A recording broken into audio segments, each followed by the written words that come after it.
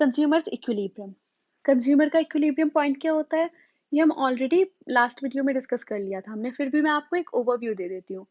Consumer का equilibrium वो point होता है जहाँ पे कंज्यूमर को मैक्सिमम सेटिस्फेक्शन मिल रही होती है अपनी इनकम को, जो मार्केट रेट्स हैं उन पे इस तरह से स्पेंड करके, अपना एक्सपेंडिचर इस तरह से करके कि सारे खर्चे करने के बाद उसे मैक्सिमम सेटिस्फेक्शन मिले, राइट। चलिए, अब law of equi marginal utility, जिसे हम टू केस कमोडिटी में तब हम पढ़ रहे होते हैं, तो इसे कई बार law of equi marginal utility भी कह लेते हैं। इसका मतलब क्या होता है, वन केस कमोडिटी में क्या था, आप कोई एक ही कमोडिटी कंज्यूम कर रहे हैं, ठीक है। टू केस कमोडिटी में क्या है, आप दो कमोडिटी कंज्यूम कर रहे हैं। और देखिए, जो ये टू केस कमोडिटी के लिए होगा ना, आप इसे एन कमोडिटीज के लिए यूज कर सकते हैं, यानी कि आप इसमें कितनी भी कमोडिटी बढ़ाते जाइए, 2 3 4 5 6 एन टर्म तक, ठीक है। इसी तरह से यही पूरा प्रोसीजर होगा जिस तरह से आप इक्विलिब्रियम का पॉइंट ढूंढेंगे, राइट। तो इसमें क्या होता है, पहले आप सिर्फ कोई एक ही प्रोडक्ट कंज्यूम कर रहे थे। मान लीजिए कि पहले आप सिर्फ बिस्किट बिस्किट कंज्यूम कर रहे थे, लेकिन अब आप बिस्किट और मिल्क दोनों चीजें कंज्यूम कर रहे हैं, राइट।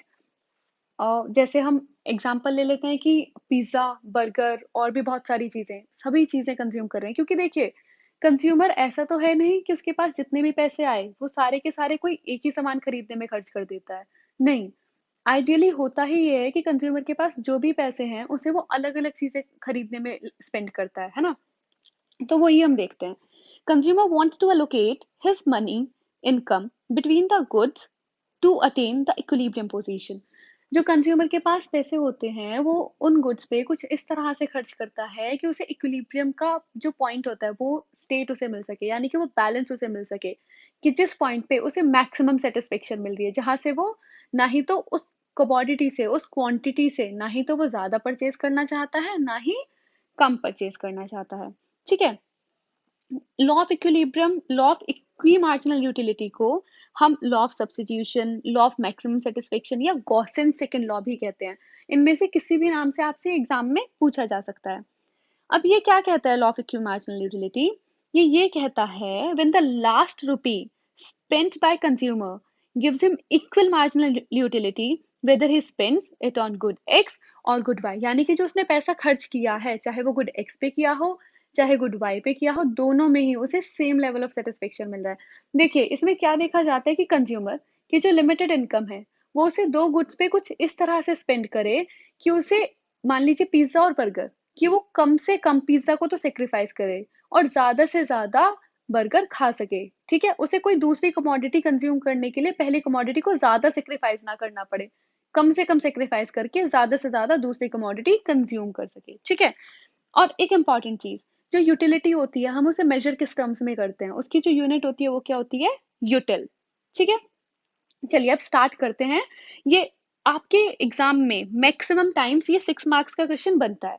आप इसे फ्रेम कैसे करेंगे, सबसे पहले आप ये लिखेंगे कि law of equi marginal utility, इसकी ये दो पॉइंट्स आप इसके लिए लिखेंगे, ठीक है।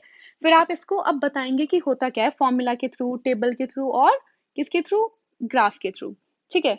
ये है, तब हम वन कमोडिटी केस में देखते हैं, ये इक्वेशन 1 है, तो हम यही देखते हैं ना कि जो मार्जिनल यूटिलिटी है कमोडिटी एक्स की, उसका रेशियो प्राइस एक्स है, वो किसके इक्वल होना चाहिए, मार्जिनल यूटिलिटी ऑफ मनी के, ठीक है। ये तो हमने कोई पहली कमोडिटी कंज्यूम करते हैं वन केस कमोडिटी में, ये हमने अच्छे से देखा था। अब मान लीजिए आपने यहाँ पे कमोडिटी वाई कंज्यूम करी है, ये यहाँ पर वाई है, राइट, ये यहाँ पर वाई है, प्राइस ऑफ वाई। आपने दूसरी कमोडिटी कंज्यूम करी है, तो क्या होगा, ये सेकेंड इक्वेशन बन गई, वो भी किसके इक्वल होगी, मार्जिनल यूटिलिटी ऑफ मनी के इक्वल होगी, ठीक है। अब दोनों ही इक्वेशन ये क्योंकि मार्जिनल यूटिलिटी ऑफ मनी के इक्वल हैं, तो हम इन दोनों को इक्वेट कर देते हैं, जिससे हमें थर्ड इक्वेशन मिलती है, ठीक है। यही होता है दो कमोडिटी के केस में कंज्यूमर के इक्विलिब्रियम का पॉइंट, ठीक है। अब यहाँ पे जितनी भी कमोडिटीज आगे बढ़ती जाएंगी, आप उतनी कमोडिटीज इसी तरह से लिखते जाएंगे, ऊपर मार्जिनल यूटिलिटी उस कमोडिटी की और नीचे उस कमोडिटी का प्राइस, ठीक है। इसका मतलब क्या होता है कि कंज्यूमर अपनी सेटिस्फेक्शन को मैक्सिमाइज कर रहा है, जो उसको कमोडिटी दी गई है गुड एक्स और वाई, कब, जब worth of a rupee of marginal utility is same for the commodities X and Y. अब वही है कि जितना worth of rupee marginal utility इन दोनों के लिए सेम है, दोनों कमोडिटीज के लिए जो marginal utility, worth of marginal utility is same, right. अब हमने ये भी देखा था रुपी वर्थ क्या होता है, ये भी हमने पहली वाली वीडियो में अच्छे से, बहुत अच्छे से एक्सप्लेन करा था कि 1 रुपए में आपको कितनी सेटिस्फेक्शन मिलती है सामान लाने के बाद, वही होता है worth of a rupee, right? चलिए, it is also equal to marginal utility of money, जो हमने अभी देखा कि मार्जिनल यूटिलिटी ऑफ मनी के इक्वल होता है। ये क्या बताता है? अब हमने ये पूरा देखा। बेसिकली क्या होता है कि मार्जिनल यूटिलिटी पर रुपी is same for both the commodities. ये यहाँ से हमें मार्जिनल यूटिलिटी 1 रुपए की तो पता चल रही है, क्योंकि जितनी मार्जिनल यूटिलिटी है उसे हमने उसके टोटल प्राइस से डिवाइड कर दिया, मतलब जो कमोडिटी का प्राइस है, तो हमें पर रुपी की मार्जिनल यूटिलिटी पता चल गई। ठीक है, तो गुड एक्स और गुड वाई, जब इन दोनों की ही मार्जिनल यूटिलिटी पर रुपी इक्वल हो जाती है, उसी पॉइंट पे कंज्यूमर इक्विलिब्रियम में होता है, यानी कि उसी पॉइंट पे कंज्यूमर को मैक्सिमम सेटिस्फेक्शन मिल रही होती है। ठीक है, अब इसे हम एग्जाम्पल से देखेंगे, यानी कि टेबल और ग्राफ के थ्रू देखेंगे। बहुत अच्छे से समझना और फ्रेम करके आना अपने आंसर को बिल्कुल इसी तरह से। ठीक है, जब भी कभी आपके एग्जाम में आएगा, और 110% ही आएगा, राइट? अब देखिए, ये क्या कह रहा है कि सतीश है, उसके पास 88 रुपीज है, और उसे गुड एक्स भी परचेज करने हैं इसी पैसे से, और गुड वाई भी परचेज करने हैं। अब मार्केट प्राइस जो है गुड एक्स और गुड वाई, देखिए डिपेंड करता है, कई दफा दोनों ही कमोडिटीज का प्राइस सेम भी हो सकता है, और कई दफा दोनों ही कमोडिटीज का प्राइस डिफर भी कर सकता है। इस केस में हमने दोनों कमोडिटी का प्राइस सेम लिया है, तो अब बताना है हमें कि कंज्यूमर इक्विलिब्रियम में कब होगा। देखिए, बहुत ध्यान से समझना। सबसे पहले आप क्यू की देखिए, हमारा फॉर्मूला क्या था? मार्जिनल यूटिलिटी ऑफ कमोडिटी और प्राइस ऑफ कमोडिटी। फिर इधर भी marginal utility of commodity Y and price of commodity Y. अब ये प्राइसेस तो हमें पहले से ही इक्वल दिए हुए हैं, तो इनका तो अब हमने कुछ करना ही नहीं। अब हमें सिर्फ ये देखना है कि marginal utility of commodity X और marginal utility of commodity Y कहाँ पे इक्वल हैं, किस पॉइंट पे ये दोनों इक्वल हैं।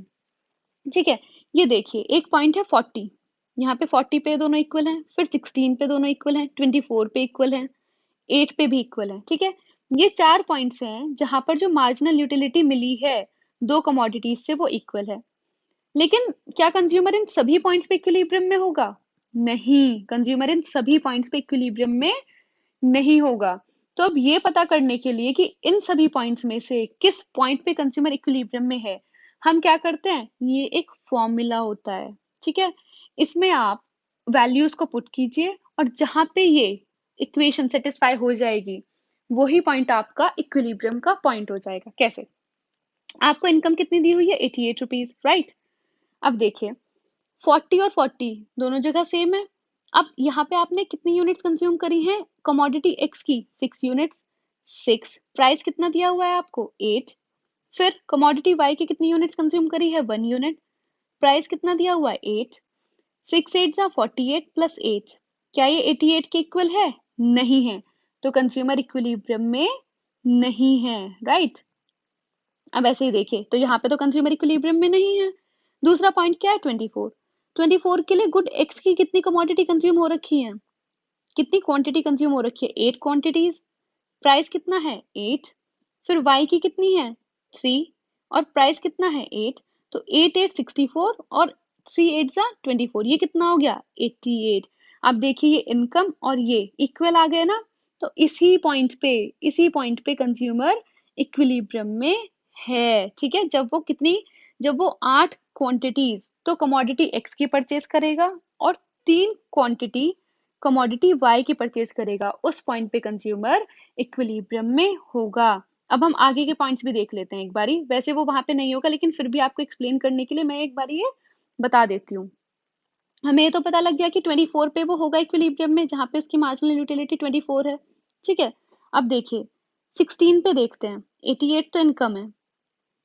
एक्स की कितनी क्वांटिटी परचेज करी है 16 पे? 9। ठीक है, 8 के रेट से, प्लस वाई की कितनी करी है? 5, 8 के रेट से। तो ये तो हो गया 9 8 से 72, और 5 8 से 40, ये तो बहुत ज्यादा हो गया, तो इक्विलिब्रियम में नहीं है, राइट? अब देखिए नेक्स्ट पॉइंट, लास्ट 8 पे और दिया हुआ है कि इन दोनों की मार्जिनल यूटिलिटी सेम है, तो यहाँ पे तो सीधा सीधा 10 इंटू 8, क्योंकि एक्स की क्वांटिटी कितनी है? 8, प्राइस कितना है? सॉरी, क्वांटिटी कितनी है? 10, प्राइस कितना है? 8, और y की क्वांटिटी कितनी है? 7, प्राइस कितना है? 8। 8 10 जा 80, और 8 7 जा 56, ये तो 88 से बहुत ज्यादा हो जाएगा ना। इक्वल नहीं होगा, ज्यादा हो जाएगा, तो ये भी सेटिस्फाई नहीं करता। क्या हो जाएगा, इस पॉइंट पे भी वो इक्विलिब्रियम में नहीं है। सिर्फ एक ही पॉइंट ऐसा हुआ ना जहाँ पे इनकम इस इक्वेशन को सेटिस्फाई कर पाई, तो इसी पॉइंट पे कंज्यूमर इक्विलिब्रियम में था। किस पॉइंट पे, तब वो 8 यूनिट तो कमोडिटी एक्स की कंज्यूम करता है और 3 यूनिट कमोडिटी वाई की कंज्यूम करता है, ठीक है। तब उसकी मार्जिनल यूटिलिटी 24 है दोनों ही कमोडिटीज से, राइट। चलिए, ये तो हमने देखा कि तब दोनों के प्राइस सेम होते हैं। अब अगर दोनों कमोडिटीज के प्राइस डिफर कर जाएंगे तो किस तरह से देखेंगे। देखिए, कोई एक कंज्यूमर है, उसकी इनकम 60 रुपीज है। अब उसे गुड एक्स परचेज करना है और गुड वाई परचेज करना है। मार्केट प्राइस दिया हुआ है गुड एक्स का 10 और गुड वाई का 5 पर यूनिट का, और मार्जिनल यूटिलिटी का स्केड्यूल दिया हुआ ही होता है इक्वेशन में, ठीक है, कि एक्स की कितनी है और वाई की कितनी है। तो देखिए, यहाँ पे वन, अगर इसी तरह से 1 2 3 4 5 6 जितनी ज्यादा हम यूनिट्स कंज्यूम करते गए, हमारी यूटिलिटी एक्स की उतनी गिरती गई, 100 90 80 70 60। इसी तरह से वाई के लिए भी जितनी ज्यादा यूनिट्स कंज्यूम करी, यूटिलिटी गिरती गई। ये हमने देखा है ना पहले, law of diminishing marginal utility. आपको बहुत तेज भूख लग रही है, या फिर आपको बहुत ज्यादा मन हो रहा है कि चॉकलेट खानी है आपको, जैसे ही आपने चॉकलेट खाई, जितनी ज्यादा आप चॉकलेट खाते जाएंगे, आपको उससे उतनी सेटिस्फेक्शन कम होती चली जाएगी। यही देखा था ना हमने मार्जिनल यूटिलिटी में, कि जितना ज्यादा हम किसी यूनिट को कंज्यूम करते हैं, किसी कमोडिटी की यूनिट को कंज्यूम करते हैं, उससे मिली हुई सेटिस्फेक्शन हमारी उतनी ही कम होती चली जाती है, डिमिनिश होती चली जाती है, ठीक है। अब इसमें देखिए, क्योंकि इसमें दोनों ही कमोडिटीज के लिए प्राइस डिफर कर गए थे, और हमारा फॉर्मूला क्या था, ये था ना कि अगर ये सिचुएशन सेटिस्फाई हो गई तो कंज्यूमर इक्विलिब्रियम में है। अब दोनों के प्राइस भी अलग हैं, तो हमें एग्जैक्टली इसी तरह से देखना होगा। तो देखिए किस पॉइंट पे ये दोनों इक्वल हैं, ये हमने निकाला हुआ है ना, M U X divided by P X और M U Y divided by P Y.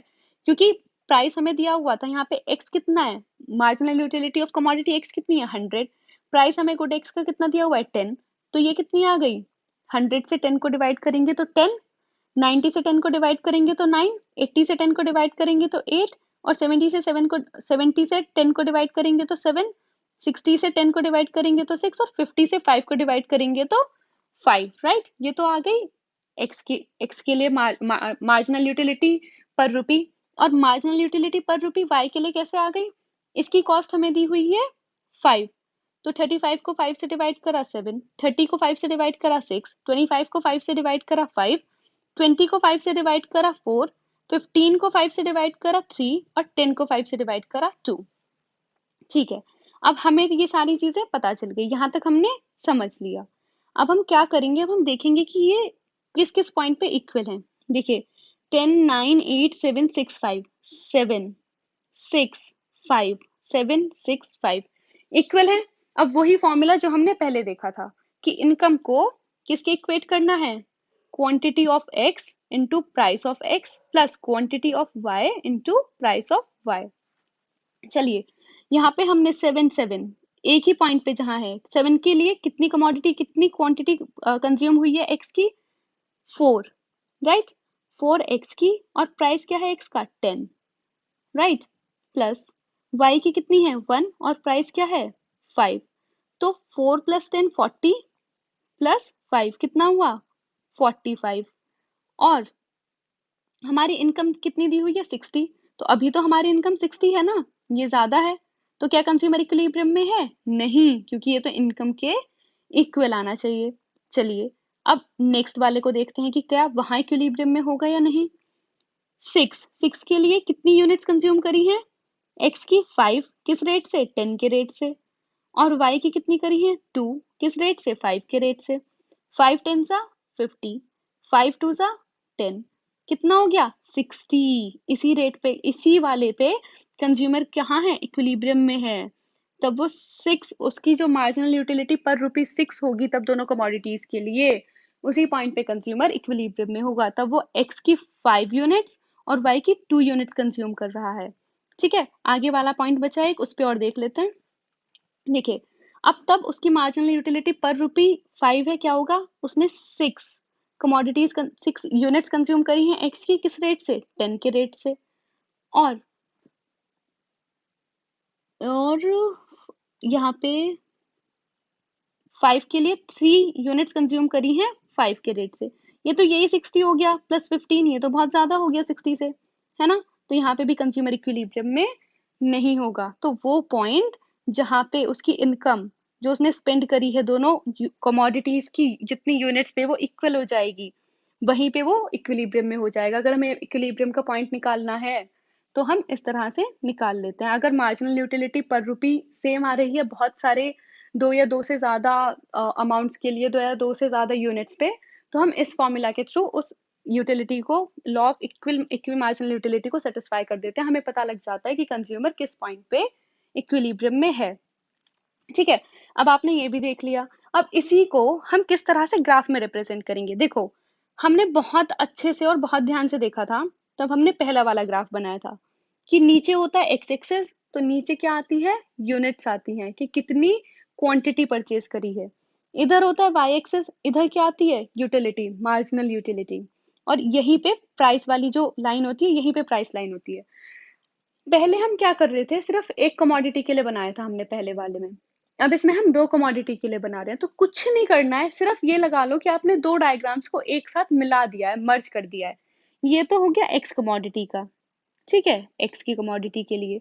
और बस दूसरी साइड से आपने सेम क्वांटिटी वाली लाइन सेम रखी और वाई कमोडिटी का बना दिया। ठीक करा। चलिए, प्राइस लाइन बनाई आपने एक, ठीक है ना, आपको पता है कि प्राइसेस क्या हैं क्या नहीं है। ठीक है, अब क्या इसमें क्या माना जाता है कि जो प्राइसेस हैं हमने कंज्यूम एज्यूम कर लिए हैं कि वो सेम ही रहे हैं। ठीक है, दोनों के लिए सेम ही रहे हैं। तो ये डायग्राम ड्रॉ होगा, ये वाली जो लाइन आएगी वो किसकी है, मार्जिनल यूटिलिटी ऑफ एक्स की। ठीक है, अलग अलग पॉइंट्स प्लॉट करके। और ये वाली लाइन किसकी है, मार्जिनल यूटिलिटी ऑफ वाई की। जब ये दोनों लाइन और प्राइस लाइन तीनों ही पॉइंट्स एक दूसरे को, एक तीनों एक साथ एक पॉइंट पे, जिस पॉइंट पे इंटरसेक्ट करते हैं, वही होता है पॉइंट ऑफ इक्विलिब्रियम। ठीक है, ये अजम्पशन होती है, क्या अज्यूम किया जाता है हमेशा कि जो प्राइसेस हैं दो कमोडिटीज के वो सेम ही हैं। ठीक है, इसमें हमने इस पूरे डायग्राम में वही अज्यूम करा है और उसी को अज्यूम करके डायग्राम ड्रॉ हुआ है।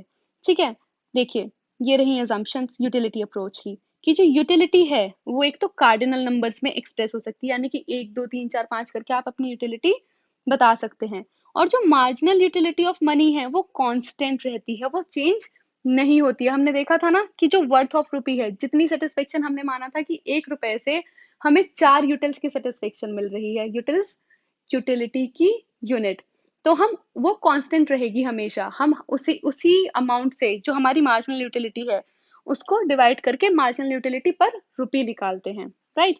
और law of diminishing marginal utility holds goods, यानी कि जितने भी गुड्स होते हैं उसमें हम law of diminishing marginal utility ही तो देखते हैं कि किस तरह से जितना ज्यादा कंज्यूम कर रहे हैं उतनी कम हमें उससे सेटिस्फेक्शन मिलती जा रही है।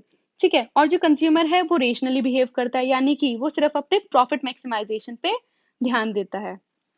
अच्छा, एक इंपॉर्टेंट चीज, ये तो हमने देख लिया कि कंज्यूमर इक्विलिब्रियम में कब होता है, तब ये इक्वेट कर जाती है। ठीक है, ये इक्वेशन इक्वल आ जाती है, यानी कि marginal utility of X is to marginal utility of Y is equals to price of X is to price of Y.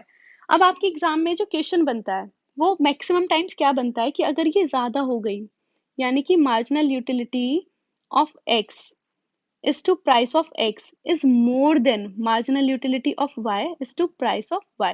तो अब आप इस सिचुएशन में क्या करेंगे, देखिए, अभी हमें जो मार्जिनल यूटिलिटी मिल रही है x की कमोडिटी कंज्यूम करने से वो ज्यादा मिल रही है, और y से हमें जो यूटिलिटी मिल रही है वो कम मिल रही है, यानी कि कम सेटिस्फेक्शन मिल रही है।